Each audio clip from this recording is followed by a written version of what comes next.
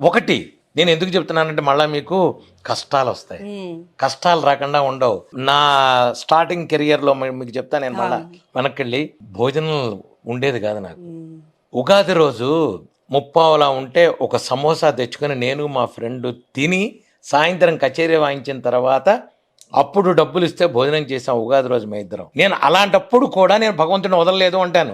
30 రోజులకి సరిపడే బియ్యం తెచ్చుకుంటే ఎండాకాలం రేకుల షెడ్ ఇంట్లో బియ్యం అయిపోతే బియ్యం తెస్తే రాత్రికి ఎండాకాలం రేకుల ఇంట్లో వేడికి అన్నం పాడైపోయేది. నేను సనాతన నుంచి మళ్ళా వచ్చి గురుగారింటికి వెళ్ళి వచ్చేప్పటికి నేను మళ్ళా బియ్యం మళ్ళా పోసి మళ్ళా వండితే 30వ రోజు ప్రాబ్లం వస్తుంది. అందుకని మంచినీళ్ళు తాగి పడుకునే ఉండేది చాపేసుకుని. కానీ ఆ రోజు కూడా నాకు ఆంజనేయ స్వామి ఉన్నాడు, హీ విల్ టేక్ కేర్.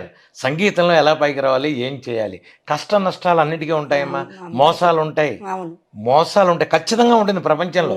మనం సిన్సియర్గా ఉన్నాం, చుట్టుపక్కల ఉంటాడని నేను అన్నాం. ఎవ్వడు ఉండడు, ఉండకూడదు కూడా. ఎందుకంటే నన్ను కొడితేనే వాడు పైకెడతాడు, కనుక వాడు నన్ను కొడతాడు. వాడు కొట్టంగానే మనం ఏదో అన్యాయం వద్దు, అవకాశం వస్తుంది నీకు కూడా, అప్పుడు కొట్టు, మంచితనంగానే కొట్టు. నువ్వు వాడు చెడ్డగా కొట్టాను కొట్టాల్సిన అవసరం లేదు. ఇది జీవితంలో అందరం నేర్చుకుంటే పరిపూర్ణంగా మీరు నమ్మిన భగవంతుడిని మీరు నమ్ముకోండి. మీరు ఏ ఇష్టమైన దేవుడిని నమ్ముకోండి, ప్రశాంతంగా హాయిగా ఉండండి. భగవంతుడిని భయంతో వద్దు, భక్తితో కొలవండి.